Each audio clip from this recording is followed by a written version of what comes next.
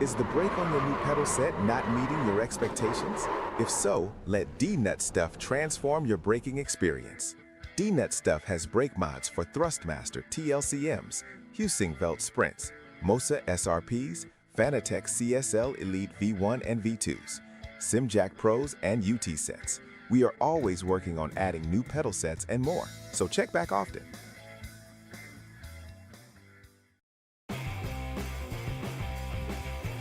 Ricmotech, high-performance sim racing equipment. Whether you're just looking to have fun, train for race day, or become a serious esports competitor, Ricmotech has you covered. Hundreds of name-brand parts. Support from experts that love sim racing. Trusted by the pros. There's only one place to go, ricmotech.com. Does your feet hurt after a session of sim racing?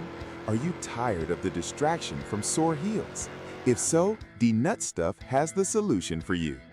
Our heel pads add support and comfort for your feet, so those long races are no longer painful. We can make a heel pad for pretty much any pedal set and even add your custom logo. So get one today. You won't regret it.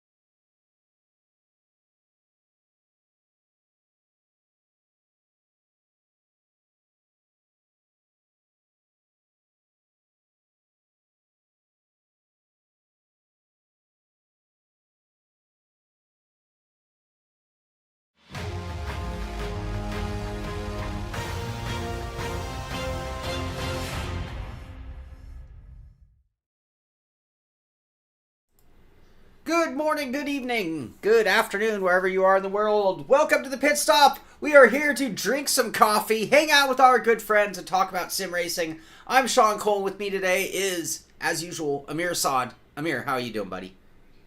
I'm good. No, like I'm good. It's just, oh my God, we're going through a second heat wave. Ouch. Dude, I've already taken 2 showers today. I'm sure, like, before I go to bed, I'm gonna have to take another one because I took one this morning. Then I got home. I was like, man, I can even smell myself. Like, so I took another one right before the show, and like I'm standing here right now, and I'm already sweating again. I'm just like, oh, I'm gonna have to do a third one later tonight. But Oh, that's brutal. and they kind of, yeah.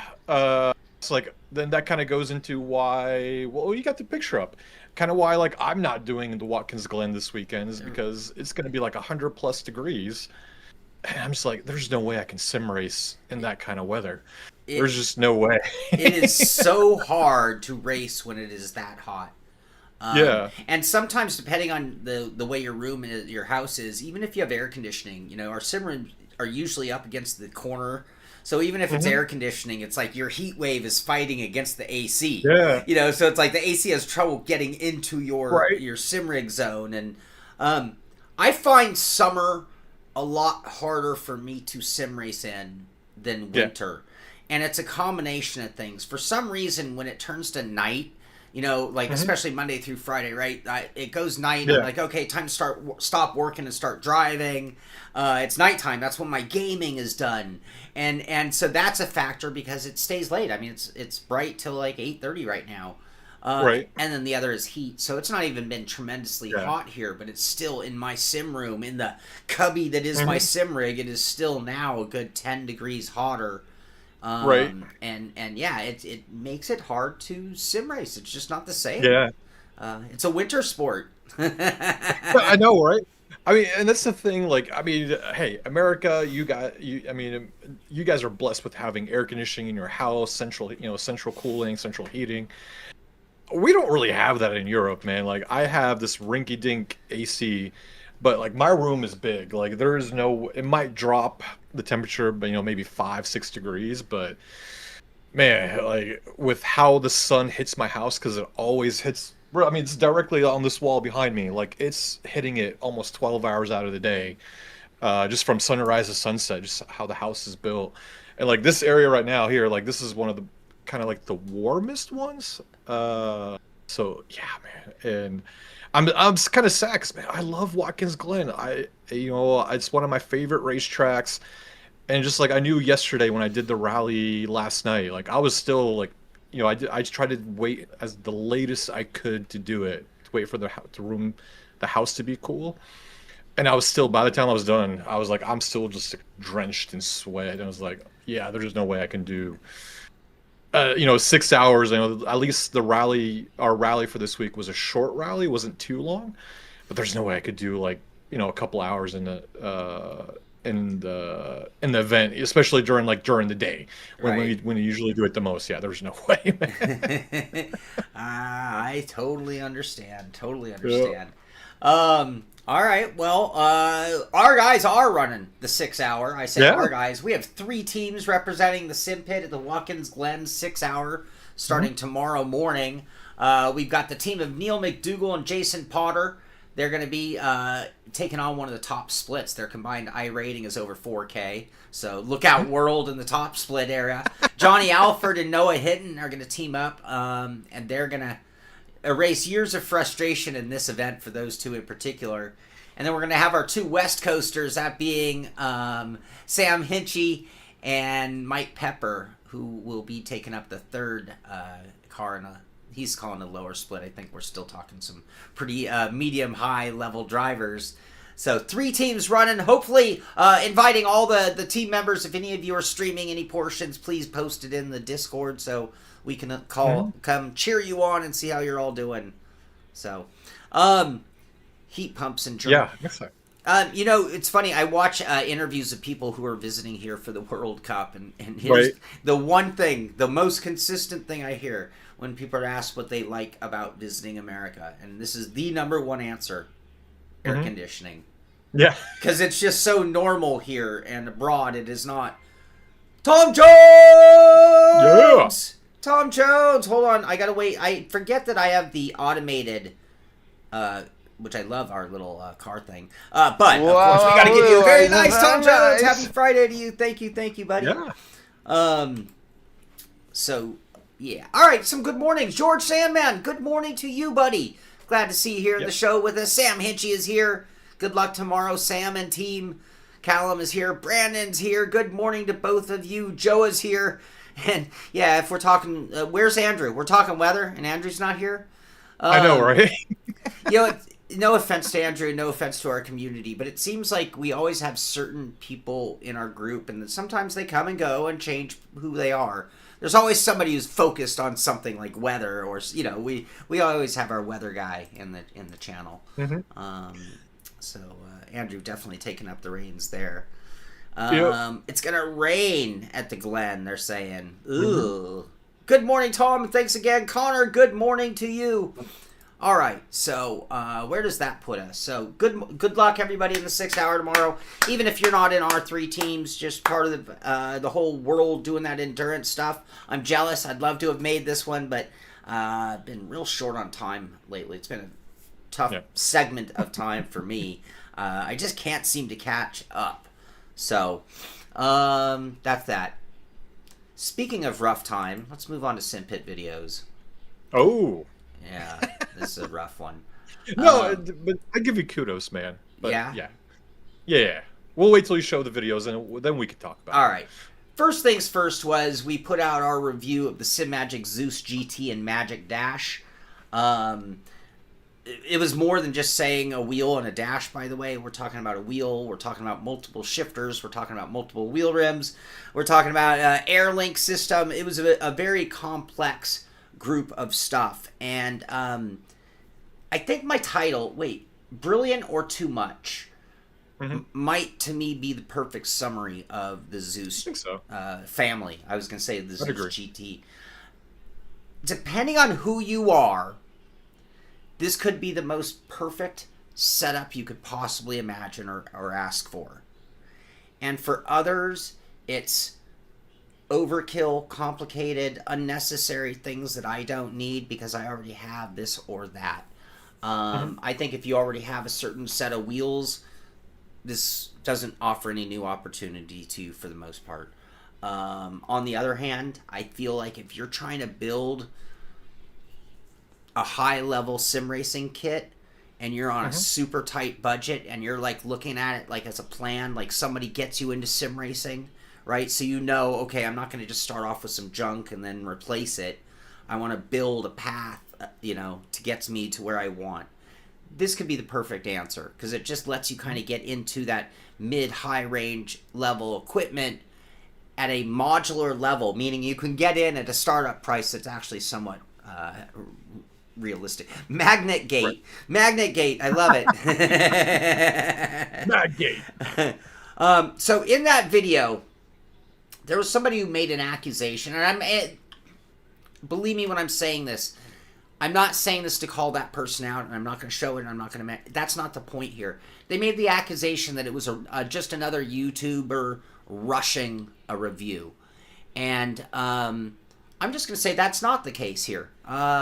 Yes, all the reviewers were put on very short notice because the software wasn't available. So everybody, no matter how... if anybody made the embargo date, they really rushed. And that, but they could have done it. I put easily 80 hours into testing and reviewing the wheel setup.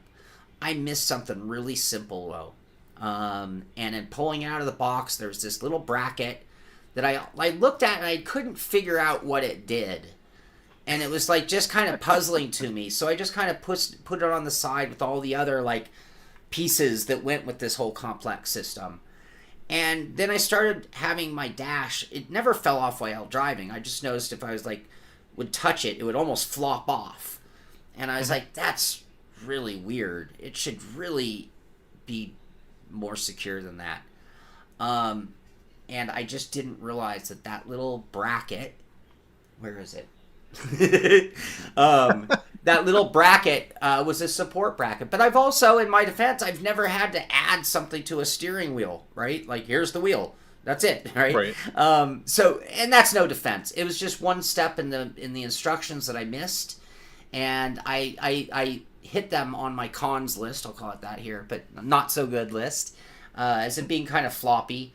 And it turns out there was Yes, true, but here, okay, Joa, I'm going to show you exactly what I missed. Because I show the photo. I'm not going to show it. I don't care. I screwed up. That's it. I'm not trying to be defensive on this. Joa, don't make me be defensive. I'm not trying to be defensive.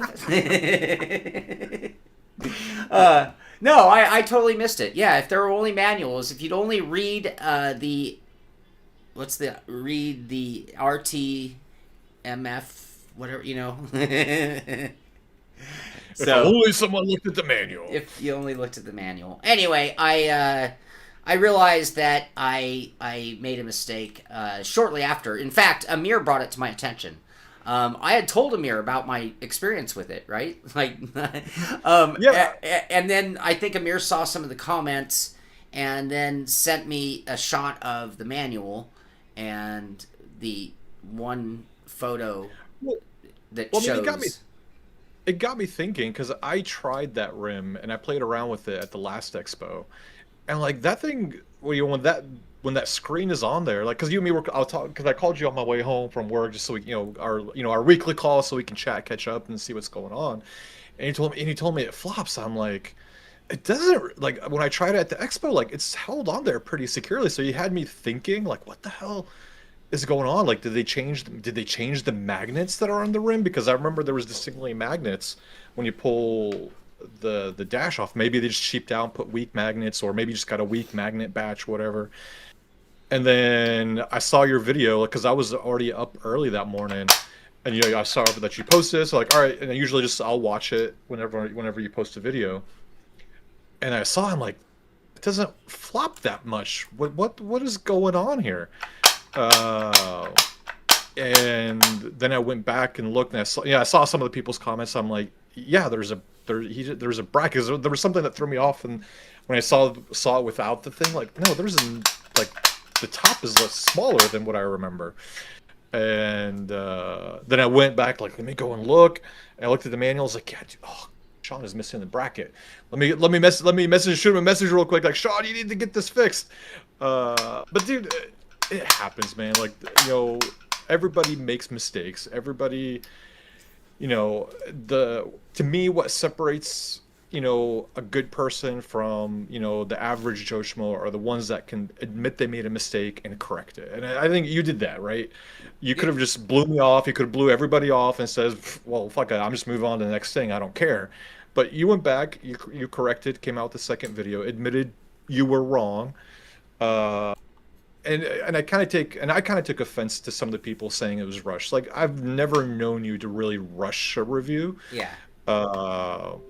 In the 20 years that I've watched you, and then the last 10 years that I've known you, like, we've had long discussions about reviews, and we've bounced ideas off of each other.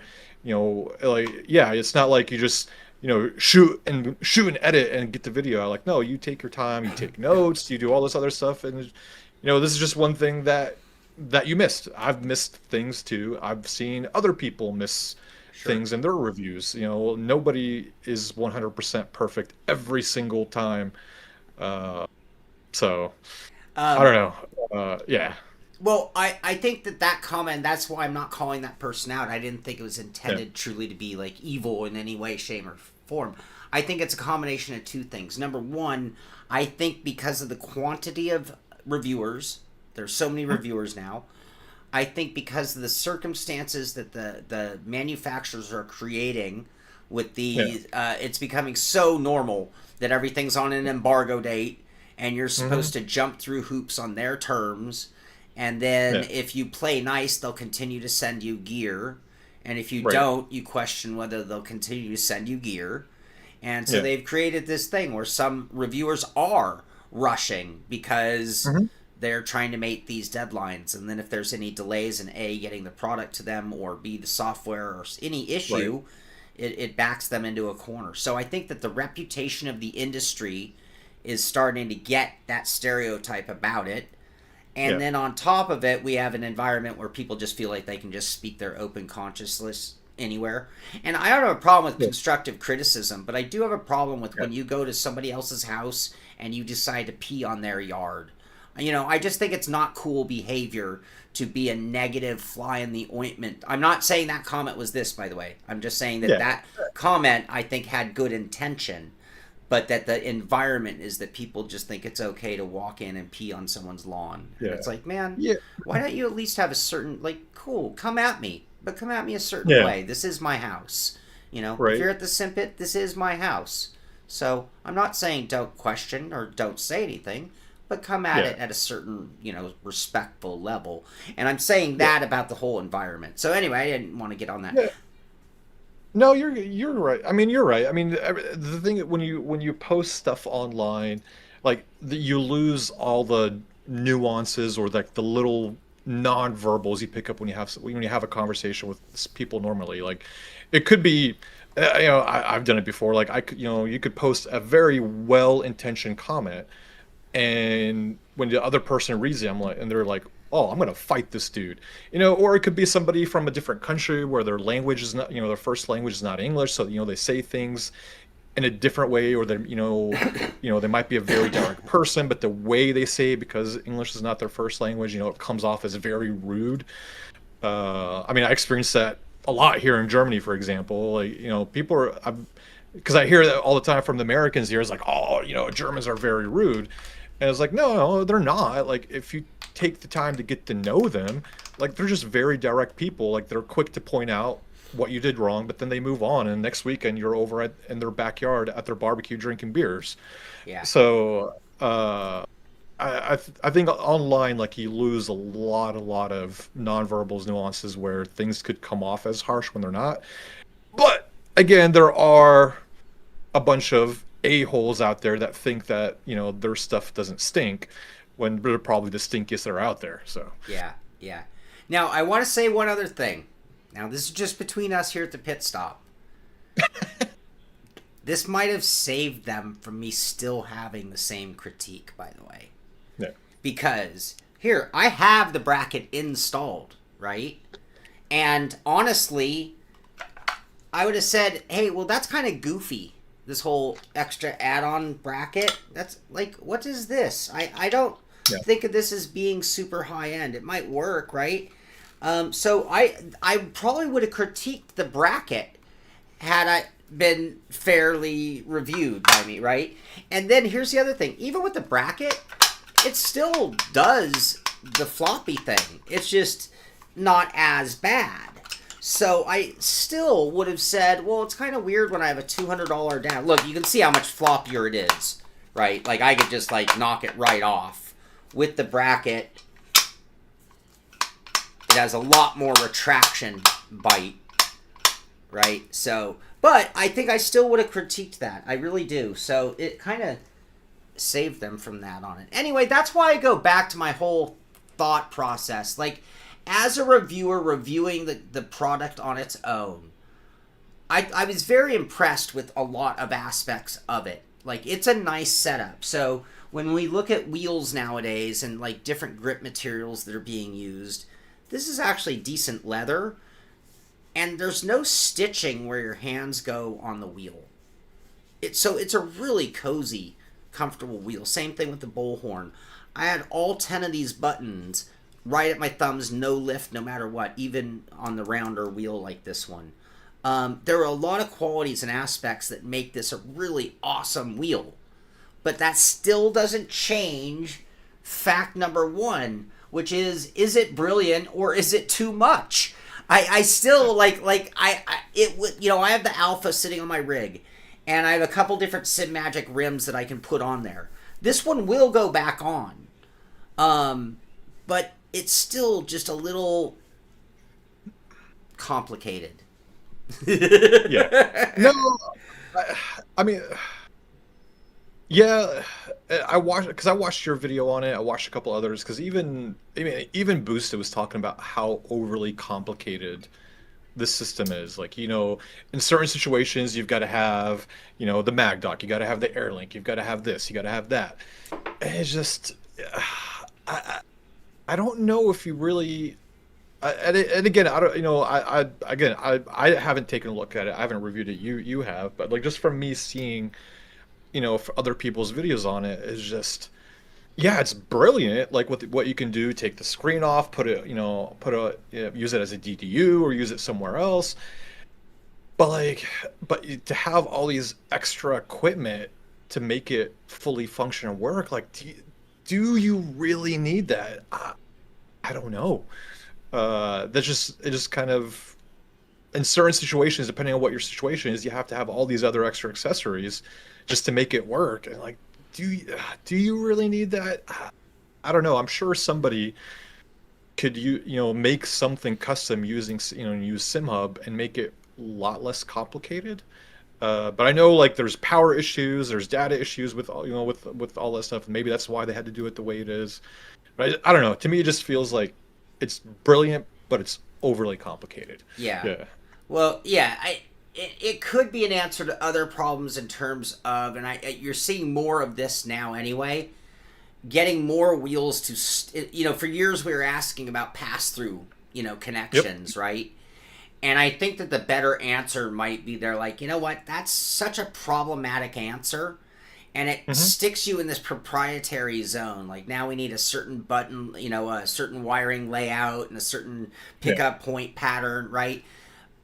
What if we just bypass that entirely? And and then if it was just the wheels needing to provide power as the normal, right? Yeah. So like a proper wheelbase in 2027, if things go right, and I mean, I'm just brainstorming this out futuristic. I think they're on to a big problem in sim racing, and they came up with an overly complicated solution for it.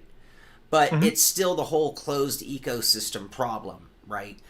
And if you look across the board, I think we can say at this point, the NRG style quick releases won the war, right? I mean, yes, Fnatic came up with their own, but if you look across the board, SimMagic, Moza, most third-party manufacturers are using an NRG style, okay? So this is becoming what could be the standard, right? Now, if the wheels were just providing a positive and a negative in the steering wheel, meaning they could power any device, a steering wheel, a dash, whatever, and all of the data was done via AirLink, or like with my Husingveld, they have their own dongle. My AccuForce wheel used some kind of RF USB thing with the computer. That might be the better way. So, and then it means that you could start having it that any wheel could be used on any base, because now we have a easy to follow standard. Positive and negative, it would be pretty easy to make an agreed pickup connection. Right now we're trying to do 6 or 8 or 10 little brass pins, right? And I think if it was just 2, that we could get it standardized. NRG, 2-prong power, run your wheel on whatever communication that you want to be, whether it be a dongle or a box or USB, through the computer. Bluetooth, that was the word I was missing. Bluetooth. I don't know if I'd want to use Bluetooth. That's what I think. So Bluetooth, I think, is what I could be making a mistake. I think the AccuForce is using Bluetooth because it's just connecting as a device to your computer. Husingveld has a USB dongle, which I think is the next step up from that. And then I think with the AirLink, you're like even one more step more than that, because you've created an entire little powered box and antenna. I don't know if that's that much more than a dongle, though. You know more about that than me. Yeah, I don't know. Again, I haven't. For me personally, like, I haven't really looked at it too much, because to me, like, I'm not in this magic ecosystem. Like, I prefer different kinds of wheels for me, so I don't really look into it too much. For me, like, I'm just not a big fan of, when it comes to having connections running through your PC, I'm not a fan of any kind of wireless signal, because then you could probably start running into other, it could run into EMI issues. You can run, what if that AirLink craps out, right? Then you got to go buy a new one. Whereas, if you have pass through, or if you have a USB goes bad, but they're like $3-4, and I've got like 20 of them sitting in a drawer, so I can easily replace it. But then, like, if the wireless portion of anything goes out, you essentially have to replace the whole thing. So like that's kind of my thing for not liking wireless to that degree. Just there's too many things that could happen where it could affect you, in your race and in your situation. Yeah. Right. Yeah. I don't know which I feel more comfortable with in terms of like, I think I've had so many USB cables and USB issues over the years. I'm not that comfortable with steering wheels in particular, with a wraparound cable of sorts, Right. Yeah. I've had like my GSI. I think also that comes down to companies doing it right, like using a aircraft level connector of some sort and some wires that are built for doing that, which puts you at like almost racing or like I said, aircraft level, which is expensive. Joe talking until Moza copies it, and then it'll stay in place better. And people are talking about and people are talking about standards, like I'll type and kind of Joe has kind of brought up in his comment too.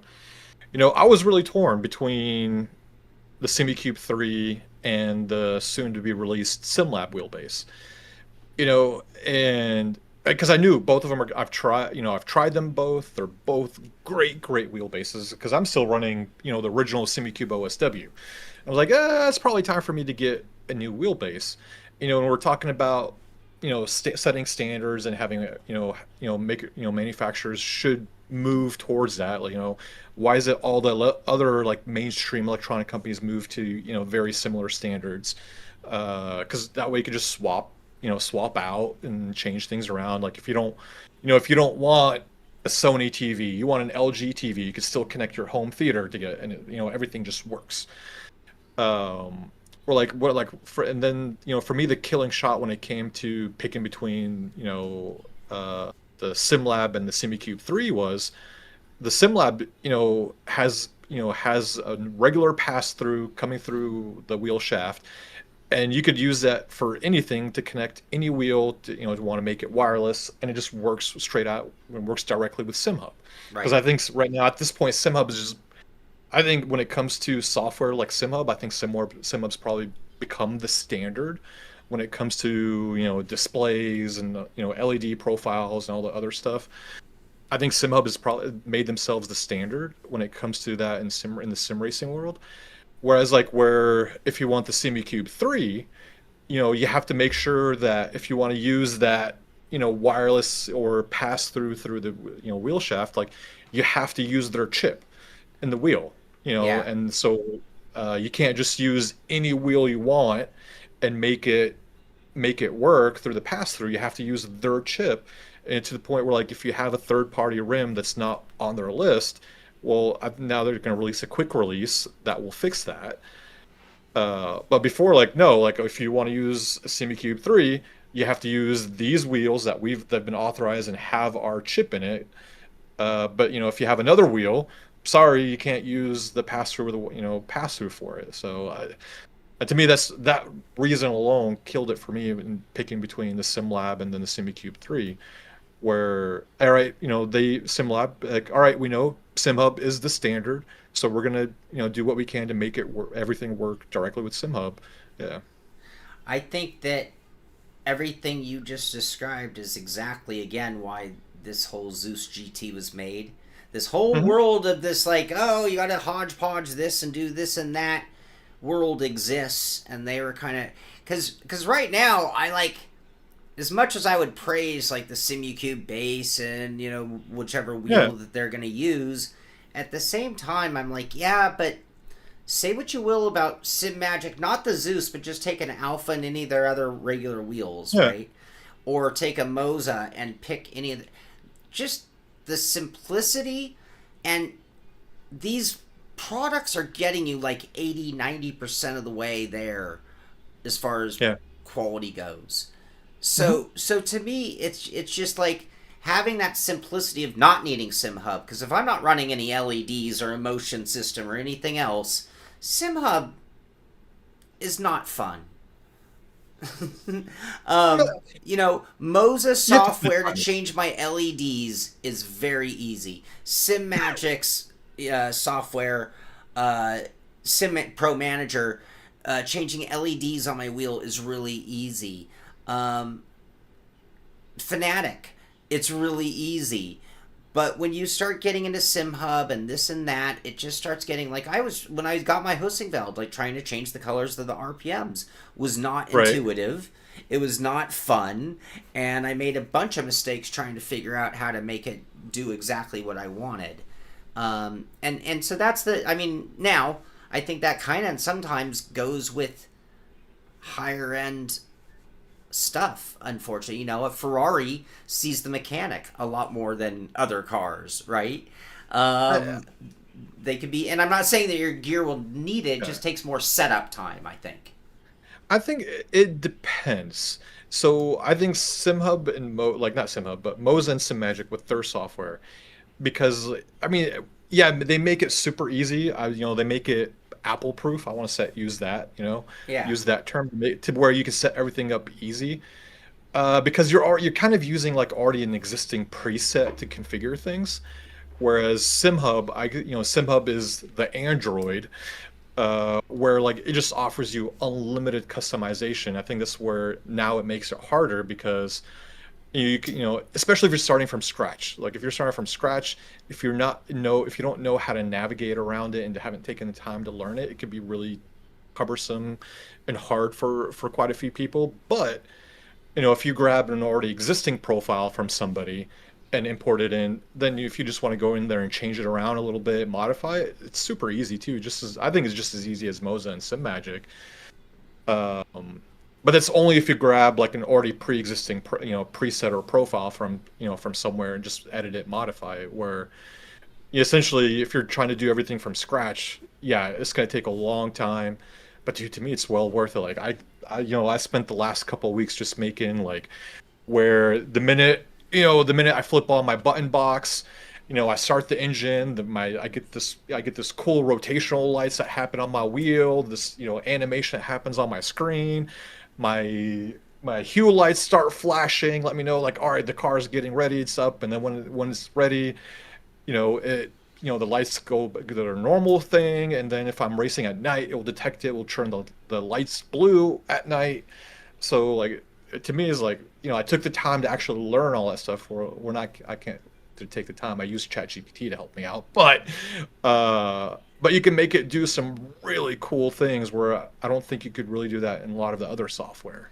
But half of what you said had nothing to do with the wheel. No, I can make sweet animations with the wheel lights, the LEDs, like make all that, make them blink and flash and rotate. The screen, make animations. Yeah, there you go. I can do all that. I can do certain portions of that with Moza software with the proper wheel. Yeah, but you can't get it in as deep as you want with it, like a Canon SimHub. Like I have the Moza rim on my test rig. I can't go as deep with that as I can with the SimHub. No, I can't make it do a special light up pattern, or I haven't figured out how to do that. But I can make it. I did my own Simpit logo on my startup, and I have full wheel and LED control. But I can't think of a way to do a startup sequence. Yeah. It has its own native one. Same with SimMagic. So yeah, that. But putting that aside, how long does it take you to change your RPM lights from, green, yellow, red to light blue, dark blue, red? I mean, if I have the preset already, it doesn't take long. No, you don't have a preset to do it. Yeah, no. If I don't have a preset, it'll take a while, but it's not that hard. Once you learn something, it becomes really easy to do over and over again. Trying to do it the first time, that's going to be the hardest part. Yeah. Andres, that's relevant, when it's sole developers, it's a whole different, it's a yin and yang. The sole developers also probably a lot more focused on responding to what people want in a quick manner, compared to the big company that will be very slow to enact. Like, if all the Moza users were sending emails to Moza saying, hey, we want startup sequences that we can program, Well, then they'd create it. They're just not getting enough demand, and and they're going to be slower to respond. It's going to take a little bit more of a conscious effort from the community to demand such things. So, I'm not knocking SimHub, by the way. I run SimHub on that rig over there because it requires it, and I don't run it on this rig here because it does not require it. And I just noticed that when I want to... Now, I do have presets for most things because I took the time to make a special combo. I like my lights a certain way for my backlit buttons. It's the sequence, like, not all wheels are the same layout.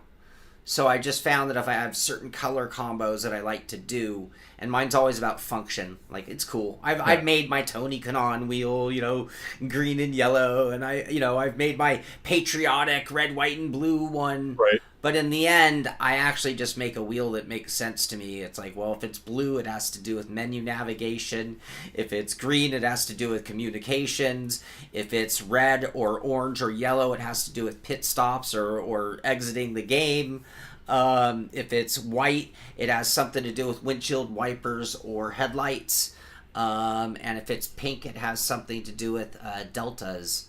I'm sorry, more purple, not pink. But yeah, so that's the way I program my wheel, and then if I have stickers to reinforce that, I'll combine them together. Anyway, all right.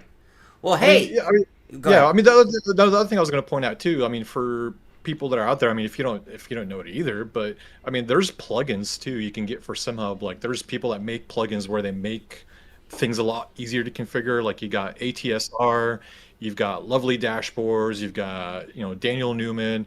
They all make plugins and stuff that, for SimHub where you can just go in and easily configure things, kind of like you can in Moza and SimPro for SimMagic. So, I mean, there's options out there to make things easier.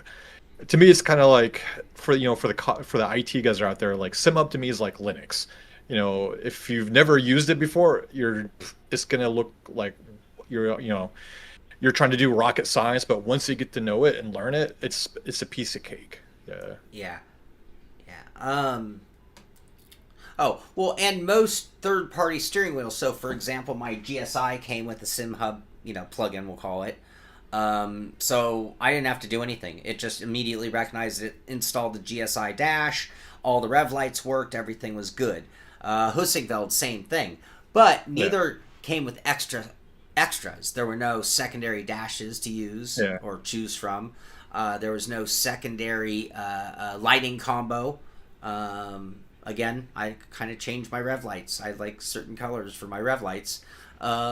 Sometimes I'll make it match the car if we're doing a season. I like them to match.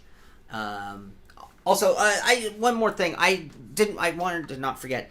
Tom, you mentioned the dash and preferring it up on the wheel base. I literally kept switching back and forth, because I literally couldn't decide which I preferred. At times, I preferred it up on the base because I could actually see it a lot better. It was in my actual view for while racing. And then sometimes I preferred it down on my wheel rim because I actually didn't want it in my way. Dashes are a very funny topic that I could go on and on and on about, because I don't know if I actually like or care or give a damn about a dash on my steering wheel or even on my rig, because I usually have my game configured in a way to give me 99% of that information right there anyway. So, I don't know. It's such a weird topic for me. It really is. I have such mixed feelings on it. So, all right. Any other thoughts on wheels and things? No, I'm good, man. All right. Well, that was cool. I like when we have that. Yeah, it was good. Do you think the super chats are off? Tom just used a super chat earlier. Yeah. I do like the idea of you and me doing a head-to-head challenge. All right, you have your wheel, I have my wheel. I'm gonna have my Moza, and you're gonna have your wheel, and we're gonna create a list of make your wheel do these things, these 3-4 things. And then it's a head-to-head to see whose wheel. But then it wouldn't work. So as I was thinking about it being a cool video, it's like, yeah, well, if you create a startup sequence, I'd have to sit there just going. Oh, I can make my video thing. I can make my video thing on my that wheel. I mean, that's one of my to-do lists. Like, once I get these reviews done, I'm almost done with the sim lab. I'll have that out Thursday. I just got to film a few more things, get that edited over Sunday since we don't have the road league anymore. Do the Vero, and then I was gonna jump into, like, here's how I did all my lighting on my rig through SimUp. So I was gonna make a video on that, and I was gonna share all my settings and config files and all that. So if people want to copy it, take it, make adjustments themselves and everything to it. They're more than welcome to do that. Just show, like, hey man, you could do cool things, if you have the right stuff on your rig. Yeah. For Never Rig, Dan, you suck. You missed the whole thing, man. It came and went. We were wondering why you didn't comment or have anything to do. No, it got stalled. It got stalled, Dan. It might be reinvigorated coming up, as Amir was just mentioning. David Payne! David Payne. Oh, you are going to do it. Amir's going to do it. Amir's going to do this. Yeah. Do what? I don't know. What are you doing? Oh, I'm showing off part 1 of what I'm building for the rig. I thought that's what you're going to do. Yeah. It's not dead yet, Dan. It's been on hiatus. But I already got part 1. I already got one part of my 3D print done. A guy hacked Moza's code and made a SimHub plugin for Moza users. Oh, you were fully vested? All right, well, I think it's back in the works. Speaking of in the works, so Amir just said he'll have that video. I have a video that's going to be coming out tomorrow. I'm going to say tomorrow. I'm going to shoot for today, but let's say tomorrow. And I'm going to give you guys a teaser, and we'll see who's the first to guess it.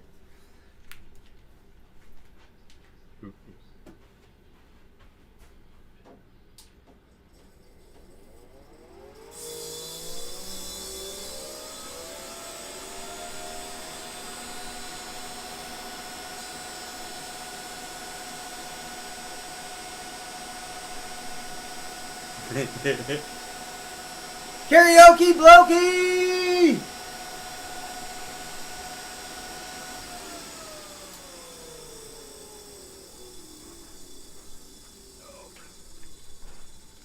What was that? Right? I don't know. What was that? I was pointing out something else. So kind of, and then I think I showed this off not too long ago, but it's going to be the center dash. Ooh. Is that a 3D printer? No. Karaoke Blokey! Wait. Wow, it's very nice. It did sound like a bandsaw. It definitely sounded like a bandsaw.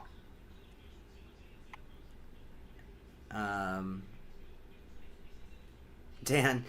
Kind of like a South Park-y bit. I know. Yeah, you can give me some sound bites for a video. I'll incorporate. I'll get you in there. Sounds like I'm about to sharpen hockey skates. Sounds like a helicopter. Maybe we could enlist Dan to do, like, have him be part of the show, and he's our reporter. Like, I love it. From the bushes. Or he could be our field reporters. Like, now going to Dan, where he's sitting behind the bushes. Over to you, Dan. All right, I'm gonna go. You guys haven't got it, so wait, Joa. Oh, Joa did get it. Joa got it. I was gonna say I'm gonna have to turn it on again. You guys don't understand what the new machine is. It's the new Next Level Racing air seat, the Hypercool to be more correct. Hypercool 2.0. Yeah, does that sound powerful? I don't know. So I'm gonna have that out tomorrow. Very cool. As you guys know, the Hypercool ES3, which is their recliner version, is my current go-to racing seat. I ran the last few seasons. I've loved that seat since I got it. Will this replace it? Is it a blower? It is dual blowers. So just to give you, I was telling Amir this, and then I will get to the news. Eventually. It's only 8:40. We're only 46 minutes in the show. We haven't gotten to the news. Hey, we've been talking important things, man. We have important things. So the original Hypercool seat had 6 fans in it, and they're like in little pockets under the cushion. So the cushion was cut out, and then they used the aero mesh. So you'd feel the wind blowing through the seat, but it had a limited velocity, and the air was all kind of coming from in that same little pocket, I think. This one only has 2 fans. Oh. But they're centrifugal fans, which is what I think you do, like a furnace system. To make it louder. Yep. Well, because it can push air through the whole seat. It's a shell. The ES1 is a plastic hollow shell, so they can generate tremendous air pressure inside the seat with fans like this. So you just have 2 central fans that are then going through exhaust ports. So it's like almost a completely different philosophy. So anyway, it's so comfortable. I could sit in that seat all. It's literally. I'm letting the review out of the bag. It's literally one of the most comfortable seats I've ever sat in. It's just like, oh, wow. When I sat in it, the minute I put it on the floor, pulling it out of the box, and I sat in it, I was like, oh my god. What's all this sim racing talk? We should be talking about cookies. I've been meaning to make some cookies. Wow, it's very nice. So we have my cookies. I'm trying to drop a pound or 2. So it doesn't. Oh yeah, that's right. We got to get in shape for the Sim Gaming Expo. Was it really 97 decibels? I believe that. Well, here, you guys want another? I mean, when you made me listen to it earlier, dude, it was loud. It's pretty loud. I hear people complaining about motion rigs, of how loud some motion rigs are, but you will not hear my motion rig over that. Yeah. Yep. George, I'm giving you another one. Wow, it's very nice. Very nice. Very nice. All right, so yeah, I'll have that the Next Level Racing ES1 Hypercool review. $5.99. It's not cheap. That's expensive, I think, for a roto molded plastic seat with nice cushions. But it's so cool, hyper cool. All right. iRacing having some stats for last season. Season 2's come to an end, and they ran 39,000 unranked races, 459,000 ranked races, 155,000 hosted events, so totaling 653,000 total events, which shows you where the distribution of people are. Ranked races is 3-to-1 over hosted events at this point. And then they had 283 unique drivers for a total of 9 million, whatever that is, total drivers. I think we've argued, is that like every time I log in, I'm a total driver? Right. Versus I'm only a unique driver once? Right. To me, that stat makes... So you're telling me there was 9 million... 9.5 million people that played iRacing in the last 3 months. That's a lot of people accuse us of being iRacing fanboys, but like this is where I'm going to raise the bullshit flag. There is no way we've got that many sim racers. I mean, I don't even know if Forza even reaches those kind of levels, but come on, iRacing, it's okay to fudge the numbers a little bit to make you seem like, yeah, we're the greatest, we're the best, but don't make it so unrealistic, man. Like, how do you track that? It's like, all right, so there's 283 accounts. So are you saying that there's 9.5 million accounts, were they active? Were they being used, or they're just sitting there doing nothing? I don't know. But come on. Yeah, I think it's a very misleading number, no matter It what. is. It's like, well, I don't know. What do you? Yeah. All right, 180 million laps completed, 385 million miles completed, 3 million hours of racing over. I was just rounding those down, but yeah, big numbers. That's a lot of a lot of driving. That is a lot of driving. We're all a bunch of iRacing fanboys. Guilty as charged. I am. Sorry. What else? No, Tom, I was 171. I never hit 171. When I was at Sim Gaming Expo last year, I was 163, and I've dropped like Lightweight. 5 pounds from that. But I'm only 5'5". That's pretty heavy for 5'5". So I don't know. I'm what? I'm 6'2". I'm usually around 215, around that. Yeah. Right. Yeah. All right. Oh. So anyway, I'm not on a diet, by the way. A diet to me means you eat exactly what you want. You just eat less of it. That's a diet. Yeah. And then the other thing I'm doing is I now, after dinner, so my normal is to eat a big giant dinner, and then pass out in my recliner, and then go to bed. And I'm like, that can't be the best metabolism thing. I'm 5'6" in tall shoes. I am taller than 5'5". I'm one of those like not ego driven guys. Like, no, I'm a stickler. I'm 5'5", barefoot. Anyway, what was I saying? I can't remember. Who cares? So, moving on. Watkins Glen tomorrow. Tomorrow morning, Watkins Glen, one more time. Neil McDougall and Jason Potter will be in Team 1 for the Simpit. Johnny Alford and Noah Hinton will be in Team 2. And the two West Coasters, that being Sam Hinchy and Mike Pepper, are going to be in Team 3. So, nap. So, after dinner, instead of passing out, I now go for a 2-mile walk. It happens to be half a mile looping around the block where I live, and I do 4 laps. So, and I walk briskly. So that's all I'm doing. That is I'm on a diet. I walk 2 extra miles a day, and I eat this much less food. So in 6 months, I'll drop 3 pounds. So, all right. Hell yeah, man. Watkins Glen tomorrow. That's it for iRacing. Yep. Yep. Assetto Corsa. Check this out. We've got an update. This is update 0.5 of the Assetto Corsa Rally Early Access Program is almost here, and it'll be a new gravel location. The scan obtained by Virtual Geographic Agency is the raw laser scan data of that location. Can you guess what this location is? Rally fans? Callum should know. I know because I read it somewhere. Oh. But, we are about to get more. And so anyway, where did I read it? Let's see. Here it is.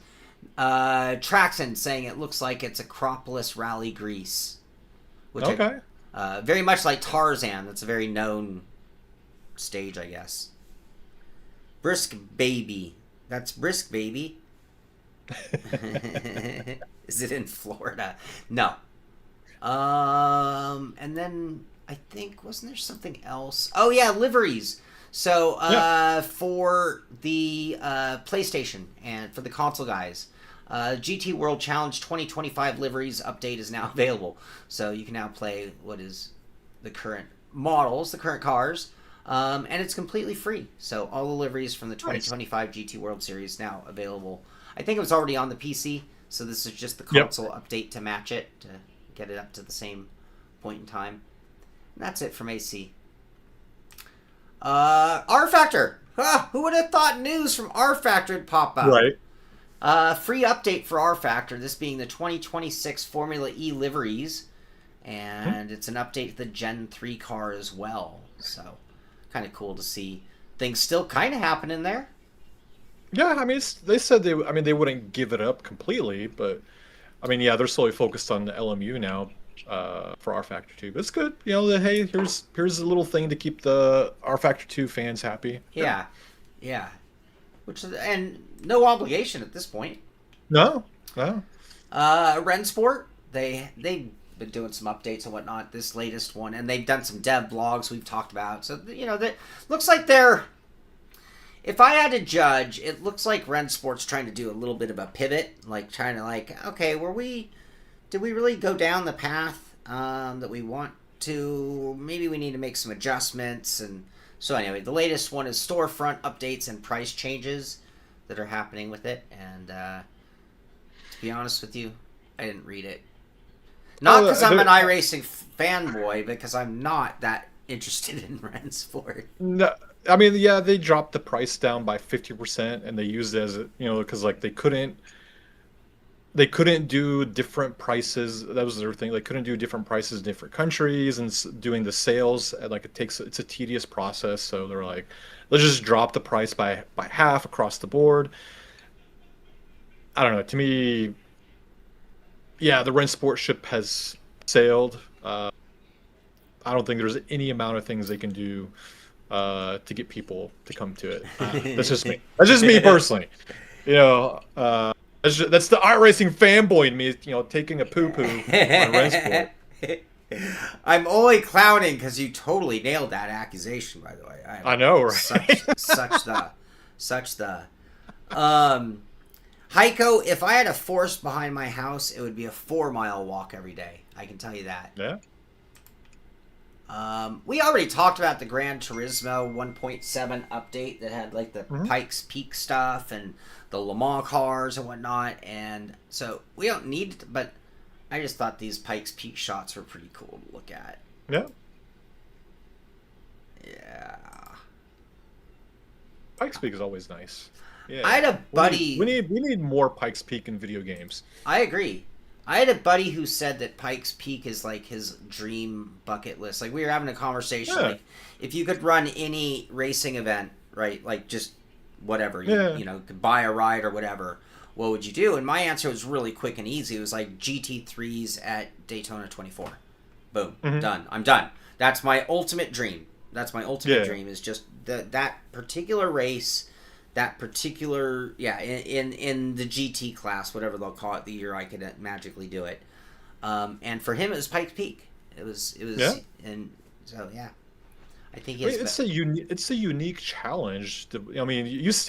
Pikes Peak is not a very safe place to go driving up and down the mountain. But it's so legendary with all the sorts of like prototype cars they've taken up there, all these modded cars and everything. Like, it's created that huge cult status that not really. I mean, just like that in Nürburgring, like those are like the two very cult, circuits where people, it's like they're on their dream bucket and stuff. Yeah, absolutely. Forza Horizon doing a little teaser for their this is season 2 Horizon Decades, they're calling it. Forza Horizon 6 Next Festival playlist starting June 18th celebrates Horizon Decades with special reward cars, new evolving world car meet, and the return of the trial. That's cool. Yeah, I gotta get back into Forza. I haven't played it in a couple of weeks. It's nice. I like it. Forgive my phone. My mom had a surgery, and there's like a update, so that phone might keep going off. I apologize. Oh. I could probably turn it down. It's hard to turn down the chats on it. Yeah. ATS already. So back a couple days ago, ATS released the 1.6 update for ATS. Right, player community paint jobs. We already talked about this. Improved material, light tweaks, game radio. Oh yeah, your new radio stations. Job details, widget, expanded rest mechanic, and Kenworth Tour America paint jobs. And now they've also done the release for the ETS variation of 1.6 as well, the update. There's with game radio, improved material system, light tweaks, Volvo FH Series 6 trucks, job detail widgets, expanded rest mechanic. Are they literally not crossing? I mean, like, wouldn't it be about the coolest thing in the world? I mean, obviously a giant Peterbilt's not going to get through a lot of Europe very well. No. But it would be sure cool to be able to drive some of the European trucks in ATS. I'm assuming there are ways to do it. If you're on the highway, yeah, no problem. But the minute you get off the highway, yeah, Peterbilt's not going to be able to make it anywhere. Yeah. Oh, thank you guys. Thank you. Yeah, she's actually doing really well. It was a combination of 2 surgeries, and after the first surgery, she didn't sound all that great. And then after the second surgery, she just immediately was doing really well. Talked to her yesterday. She's doing really well. I'm going to go see her in 3 weeks, so I won't be here. Just a heads up, won't be here in 3 weeks. I'm going to go down and take care of her a little bit and make sure she's doing okay. Horizon Series 6. 3 months and counting till I see you guys again. Flags. Yeah. Yeah. It is. Is it only 3 months? Yeah. Yeah, I think we're at 90 some odd days out. Yeah. Shit, I gotta book my flight. Okay. Yeah, well, I tried, but with the World Cup going on, ticket prices are crazy. Yeah, I keep... yeah. Yeah. And fuel and a bunch of stuff. Mm-hmm. Project Motor Racing. So, as you guys know, they hired Aristotelis. Yep. And, oh, I just realized my audio's on the wrong audio. Hey, maybe we won't get demonetized today. I've been watching World Cup, well, so I actually have this screen is now like got the speakers on versus normally everything's in my headphones. Well, I know. Like, speaking of that, because like last week I had to go back and fix the pit stop because you played an F1 video. It got demonetized. Oh no, it didn't even. It was blocked. Oh, I had to go back and trim that section out to get the pit stop live. Like, really? Yeah. It wasn't even the cars racing. It was the guys talking about their ratings, and you're gonna give us a block for that. Well, and really, F1? Aren't we? We are a news channel. This is a news show. I mean, it might not be like world news, but it is a news show. I think I think they're overstepping. I think I think we get a certain like up to 10-second liberty with things that are online. Watch, that if you put it out there, we can't rebroadcast, but if you put it out there, it's public information. Yeah, because then, like, what if somebody shares the post? Yeah. Like, isn't it kind of the same thing? Yeah, exactly. Yeah. What is the World Cup? Oh, blasphemy, Dan. Come on, Dan. God. It's Dan. It's honestly one of my favorite events. But again, I played soccer all of my life. I played soccer from like 5 to like 38. So I don't play anymore. I should. When I lose some more weight. No, all right. Anyway, this whole video here is a little discussion on the future, making it clear their goals for Project Motor Racing. And stay tuned as we release more snippets and announce the next one. I have to say, I am more enthusiastic for the future of Project Motor Racing than I was 2 months ago. So. Yep. All right. Next is Fanatic. So if you are on a CSL DD or a Gran Turismo DD Pro, the latest Fanatic app contains firmware updates, so you can now go full force on those wheels that you couldn't before. I almost wore my Wolves shirt. My favorite team in the Premier League, the Wolves, got relegated, which means now they're going to be playing against Wrexham. Which really sucks because my brother and I were like trying to figure like, are we even going to be able to watch them? Is there like Wolves TV we could subscribe to or something? I was an MMA fan like in the days of Tank Abbott, when it was a much more ruthless sport. I don't know why, but when it went more mainstream, I kind of like, I don't like the idea. Here's my issue with MMA. I don't want to go on this whole rant.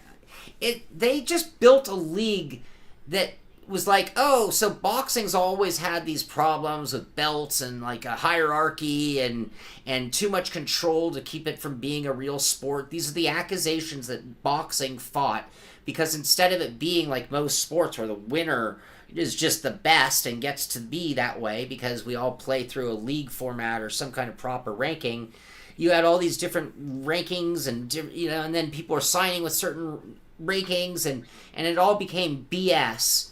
And then MMA gets just built up on the back of that exact same concept, and it just made it really hard for me to appreciate that. It's like some of the best guys for the sport are not allowed to compete for whatever reasons, and that just to me is problematic for a sport. So unless it's an elitist sport, then it's okay. So if we're talking sailing or racing, then it's totally cool. But so yeah, not a big MMA guy anymore. But soccer is the best. So we already talked about this. The Ferrari 499 piece centenary winner edition now available. Just 499 units. Yep. Not available in the U.S. Look at that. Oh, there it is. Okay. Of course. Yeah. Okay. Yeah, you got to do show more. 851. I'm so accustomed to that from Thrustmaster, by the way. That's normal. Mm-hmm. That would be totally normal. I like that it comes with a little stand. In fact, that's what I want for my next wheel. Wheel companies out there. It's really hard to make a wheel. Yeah, it's really hard to make a wheel that really sets it apart from others. Like even the Zeus, as revolutionary as its concept is it really that far outside of the box either? Right. And it's like, okay, cool. No, there aren't. Give me a cool stand for my wheel then. Assume I have more than one. Yeah, I like that. Mm-hmm. Out of stock already, by the way. Because they didn't allocate. Of course. Because they didn't allocate any. They're like, okay, we're gonna make 499, so 4.9. We'll send 5 to the United States. Right. Skeet, we talked about it. I haven't tried it, but it looked pretty badass. Looked really badass, and I love the sound of the V10s. Sim Magic showing off some videos. Like here's the quick video on how to do the air link. Here's how to connect connecting the steering wheel and the adapters. Here's using the mag link. Here is your sim racing tuning for the Zeus Sport. Review for the Alpha. They're showing how to do a wheel rim change for the Sport wheel. I showed how to do it on the GT. What else? Oh, I'm looking for, let's see here. That's all. So the Zeus wheel, that is the big news. I like their advertisement is like, show us your sim racing setup and you could win a Zeus wheel. I don't know if you scroll back down. There you go. Yeah. So, if I don't have any sim magic stuff on my rig, am I kind of like not allowed, or can I just submit it and like, hey guys, I'll want the Zeus wheel, but I don't have any sim magic gear on my rig. And what are my chances of winning? Here's my choice Moza gear setup. Can I win some sim magic stuff? Or just saying like, hey, if Race Beyond Matter or Jay Bell or Daniel Killian or any of those guys post like their rig setups, like would they, because they got some really, really nice setups, would they be the winners? I don't know.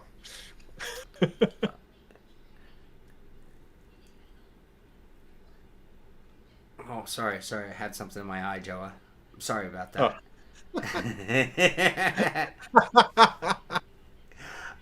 Yeah, what are the dates on these? Do you think that was helpful to me? I also have to say one other thing about me when it comes to product reviews. I go into a cave at the moment that I start writing and formulating my opinions. I don't watch other reviewers if it's something that isn't under embargo. I don't want influence from anybody else. So outside of reading the instructions and sometimes missing a step, that's all I use. So no, I generally don't go looking for a bunch of stuff like that. But in the case of the SimMagic videos, all that stuff came out like when we were already into the 11th hour. It was not helpful at all. So it comes with too much, but they do and they don't, Skeet, and that's where it's. I think I almost need to do a video that like maybe goes through the family, because I even made some mistakes on what it can and can't do, and what pairs with this and what works with that, and it is a little complicated for sure, and it's almost worthy of just doing a video that just like fully straight up explains. And honestly, SimMagic should be doing this video themselves. Straight up explains. This is our family. This works like this, and you need this or you don't need that. And then we have this. The cave, it explains the mustache. Everyone clown on my mustache. I'll tell you, brother, I love this mustache. So. Use your vitamins today. Oh, and I started eating salad, everybody. That's the other part of my diet. Oh, yeah. That's what I had for lunch. So my concept on the salad is displace my other food with salad. So I still put a bunch of dressing on it, so it's not even lower calories. It's just healthier calories, I feel. Yeah, I've had all sorts of weird transformation. Really weird. My brother and I did that trip, and I had a salad with my pizza, and I was like, man, I haven't had a salad in a long time. I love this. And then I've been on a rampage for salads ever since, and then that led to the going on walks, and then I was like, well, what if I just stopped eating so much food? Sorry to give you the personal life of Shaun, but yeah. All right, that takes us to Simpit Racing. The Simpit Road Racing League is obviously on our. Oh, you forgot one article break. I gave you. I'm sorry. Damn it, Shaun.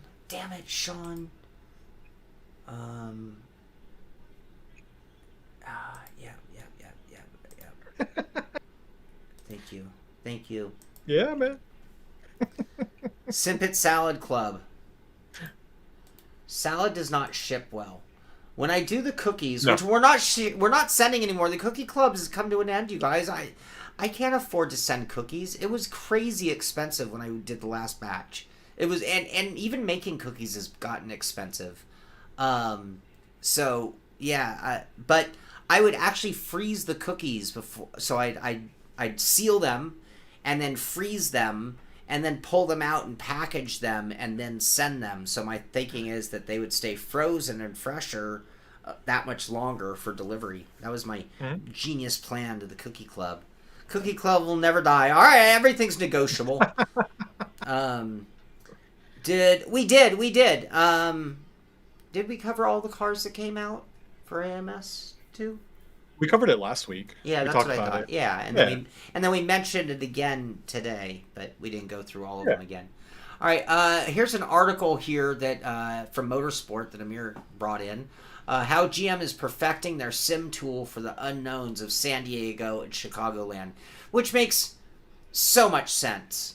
Like, if your driver has never been to a track and you have an opportunity, there are so many reasons to justify spending millions of dollars, really, on getting them up to speed without it being in the car. There's, like, no wear and tear on the crew, right? You're not burning through gas, tires, and crash damage. You're not having to, depending on the track, pay for track time or, a lot of limitations on how much track time you can even have. And then when you get there, you're on the clock. Practice is this long. Practice 1, practice 2, practice 3, qualify, race, right? So, like, you're so limited. So it makes so much sense with the value of the sport of racing now, like winning and losing and points and where you are at the end of the year. So a track like San Diego, being able to go there when you physically can't go race it other than when it's running is amazing. So did they say how much they're spending? Well, no, it was pretty cool because it wasn't more of it. It was more of them talking about like San Diego, because San Diego is a brand new track. Then you have Chicagoland, which has been recently, resurfaced.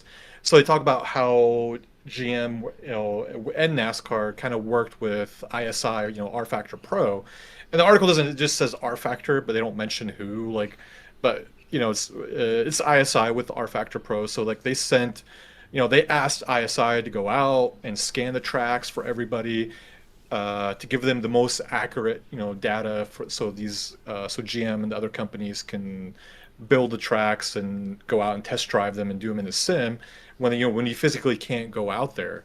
So I thought it was pretty cool that seeing that rFactor Pro is still being used, and how NASCAR is working with companies like ASI to give all these other teams the ability, hey, here is the model track that we've built, so you can use it in your sims and go out there and start working on your setups, testing, and all that stuff. So to me, I thought that was pretty cool that they're building this close relationship with scanning, with the sim company essentially, to help out the teams and make sure they can get their setups and everything as close as it can before they actually go out on track to do their actual official practice. So I thought it was cool.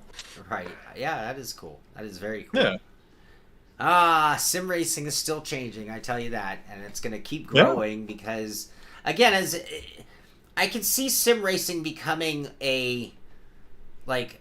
before a team's going to even talk to you, or oh, well, we're going to just set you up with our sim guy and he's going to see if you're even worth reading your resume or talking to or doing a test day with or any of that kind of stuff. Mm-hmm.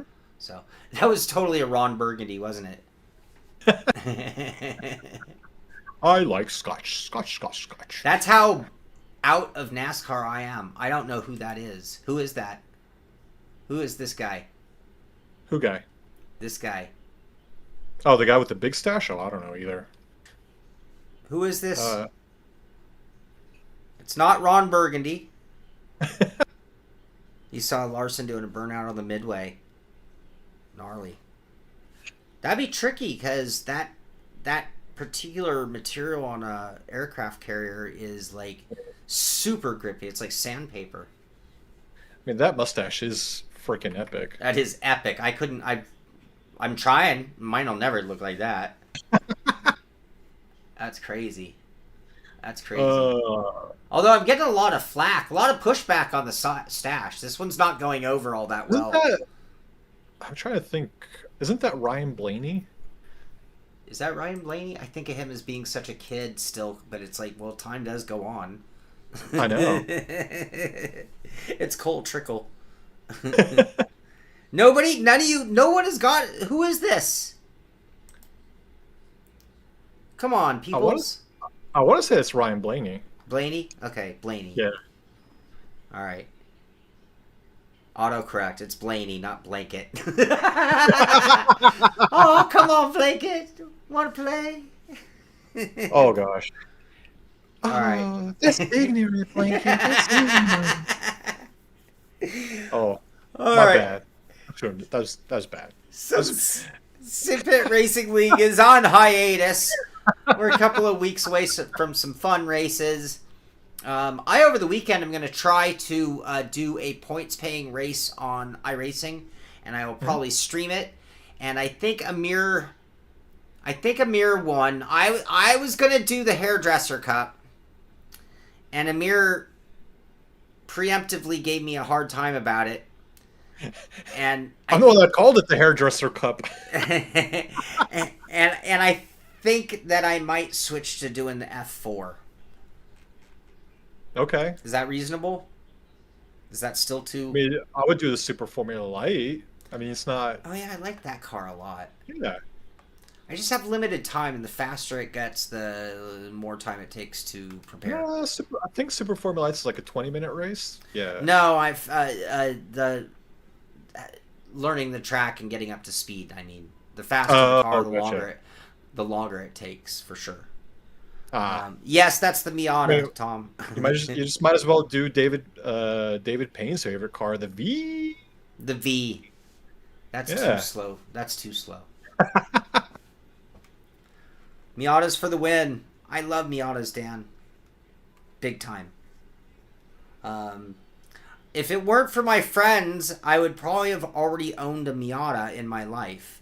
But every time I bring it up, my friends shut it down so adamantly that I'm like, that would go over worse than this stash, that's for sure. I mean, Name me one cool person that drives a Miata. MacGyver. Does he? Well, in the movie. In the movie? Yeah, MacGruber. I'm MacGruber, not MacGruber's not cool. I mean, even Joe Dirt doesn't drive a Miata. Just saying. What? All right. So the Simpit Rally League was at where are we? We were at Latvia, right? Yep. Tet so bad. Rally Latvia. I did not get a run in. I had an emergency. I had to do a retraction correction video yesterday, and here's what happened. My rig was completely taken apart because I thought I had my video all done, and I was moving on to other things and messing around, making adjustments to my rig. And then I realized I screwed up and had to make that correction video. And then when I finished that, I had a rig that was torn apart, and I was behind on other things, so I didn't get to run. Anyway, all right. So at Latvia, PC Deadman winning the event. Overall time 25. Oh, really fast rally. Wow, we've had stages that were 25 minutes long. Mm-hmm. Shoot, I should have done that one for sure. PC Deadman, Heiko Whipperman, HS Whipperman in second, ZZT Axelair in third, Caractacus in fourth, Bloody McGee in fifth. From there back, we're looking at David S. Miljon, 426, Dirge, GT99, Max Power, Mate Sniper, Karaoke Blokey, Scourge, and Double Dragon. Only 14 of us. I'm sorry, you guys. I will make this week's rally. I did bad. I flipped the car twice, drove backward. Oh man, it was bad. Oh, that was bad. So with that, our points look like this. We've got PC Deadman, 118 points, well out in front. And then it's a good battle all the way back. Caractacus, David S., Heiko, HS Whipperman, Joa, Bloody McGee, Andrus, GT99, Max Power, ZZT Axel, Balaz, Sporkomic, Radicary, Dirge, Karaoke Blokey, Miljon, Vintage Dude, May Racer, Malin, Scourge, Cole, Hill. I'm still being cool. Still being Cole. Yeah, by 1 point. F that. F that. I'm going to be a terror this week. Let's do it. Yeah. The funny thing is, I'm not even really trying. Just saying. I'm not even trying. I run my rallies. I'm Recky. No Reese Recky Cole. Shaun, no Reese Recky Cole. Yep. Last week I put on some CCR while I was driving. This week I put on some. Who was I listening to? I think I was listening to Journey. Yeah. It's so funny. Just last week I was driving and I literally put an earbud on inside my headphones, just one. And I was playing music. I was, playing my retro music. I'm not going to tell you what I was playing, but, well, you were playing CCR. What am I saying? Yeah. I was playing some Led Zeppelin, man. Yeah. So, all right. Yeah, spiders are different, right? If I was talking in an A-Barth, right, then it would, if they changed it to that, would it be cool? Careful with your words. I'm not going to put everyone on the spot. I don't need to make any enemies. ICP. Is he talking about Insane Clown Posse, Dan? Oh, hell no. Oh, hell no. Great for Rally. Hell no. Tuck Nordic, you totally got to. Tuck Nordic. Yeah. Chuck Norris, you totally need to join. It's a blast, and it's really easy to join. You just go to RaceNet, look up the Simpit Rally League, and then you're in. And then if you want to be more part of it, then jump into our Discord and get into the rally section where we talk smack. David, you need to do the rally. You need to think. You need to think, not do. You need to do, not think. No rush on the playlist. Oh, Brandon, I'm so jealous, dude. I am so... You have no idea. Very rarely do people post things on their Facebook, and I'm like, man, do I want to do that. Does everyone know what Brandon did? He flew to LA for a Rush concert. Yeah. That bastard. Yeah. Yeah. And just like, I think that was spontaneous. I think literally like the morning he's like, I should, and then he did. Do not think, do. You need to do not think. Right? In the world of David Kane's, be like Carl. Yeah. Oh my god, I don't know what I've done. Yeah, so Rush would be on my playlist for sure. Little Tom Sawyer, that's some epic driving music. All emotion pictures. Just that whole album, start to finish, for driving. I'm down with that. So, all right, everyone. Anything else, Amir? No. For the guys in our Discord, so expect some news to come out of me on Sunday for how we're going to do our fun league. We'll start that up not next weekend, but the week after that. So expect some. I already got everything finalized. I just got to post it. So I'll post it like probably Sunday. And yeah, other than that, I gotta work some more on my video so I can have it out next week. And that's it, man. That's all I got. I'm gonna try to eat some ice cream so I can cool off because it is warm. Yeah, I just want to point this out. So, sorry, maybe I don't need to. At 3:30 in the morning, Brandon decided he was going to do it. And the reason I'm pointing this out is I think a lot of times we put weird limitations on ourselves, and there are things that we are like, I should do, and then you procrastinate, and you're like, well, that would be kind of crazy, wouldn't it? And it's like, no, you only have one life. Book that ticket, buy that ticket, do those things that maybe it's a race, maybe it's a concert, maybe it's your kids something across the country that you would just skip. It's like, you know what? Don't think. Just do it. Buy that ticket. Go to that event. Do that fun thing that you always wanted to, and treat yourself, right? Mm-hmm. So one more time, I want to shout out and thank you and wish you all the very best. Neil McDougall, Jason Potter, Johnny Alford, and Noah Hinton, and Sam Hinchy and Mike Pepper. Good luck to the 6 of you in the 3 cars at the Watkins Glen 6 hour tomorrow at iRacing.